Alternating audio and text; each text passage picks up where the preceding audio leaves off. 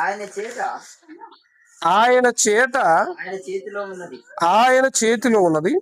ఆయన ఆయన తన కళ్ళమును బాగా శుభ్రం చేసి ఆయన చేత ఆయన చేతిలో ఉన్నది. ఆయన తన కళ్ళమును బాగుగా శుభ్రం చేసి గోధుమలను కొట్టులో పోసి గోధుమలను ఎక్కడ పోసి కొట్టులో పోసి కొట్టు వేరు పొట్టు వేరు. కొట్టులో పోసి అన్నాడు అంటే తన కోటలో చేర్చుకుంటాడు. తన కోటలోనికి చేర్చుకుంటాడు. ఏంటి? ధాన్యాన్ని. పొట్టును ఏం చేస్తాడట? ఆరని అగ్నితో పొట్టును కాల్చివేయనని వారికి చెప్పాను. దేంతో కాల్చేస్తా అంటున్నాడు? అంటుకుంటే ఆరిపోదు. అది ఏంటది? అగ్ని అంటుకుంటే ఆరిపోదు. ఆ అగ్నితో దేన్ని కాల్చేస్తా అంటున్నాడు? పొట్టును కాల్చివేయను. ఇప్పుడు ఈ పొట్టు ఎవరు? ఈ గింజలు ఎవరు చెప్పండి? ఈ గింజలు ఎవరు? ఈ పొట్టు ఎవరు?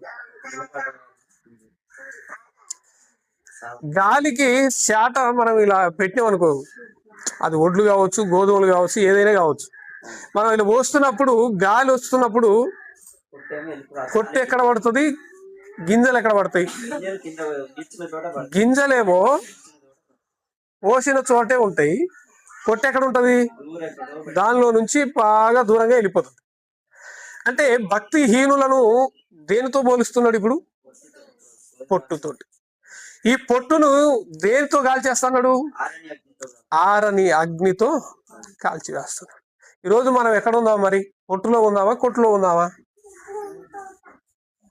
పొట్టులో ఉండేవారు ఎవరు అనేది మనకే కనపడుతుంది ఇక్కడ, అంతేనా? ఎందుకు అని అంటే మనము మనల్ని పరిశీలించుకుంటే మనకే అర్థమవుతుంది మనం ఎక్కడున్నాం అన్న సంగతి. మన జీవితాన్ని ఈ వాక్యాన్ని బట్టి ఆలోచిస్తే మనం ఎక్కడున్నాం? పొట్టులో ఉన్నామా, కొట్టులో ఉంటామా అనే విషయం మనకు అర్థమైపోతుంది. కొట్టులో ఉండేవారు ఆయన మాటల ప్రకారంగా బ్రతికేవారు, ఆయన చిత్తానుసారంగా జీవించేవారు ఒకరోజు కొట్టులో ఉంటారు. లేదంటే తమకిష్టం వచ్చినట్టుగా, తమకు నచ్చినట్టుగా భక్తిని చేసుకుంటూ వెళ్ళిపోయేవారు ఒకరోజు పొట్టులో ఉంటారు. పొట్టులో ఉండటం బహు భయంకరం.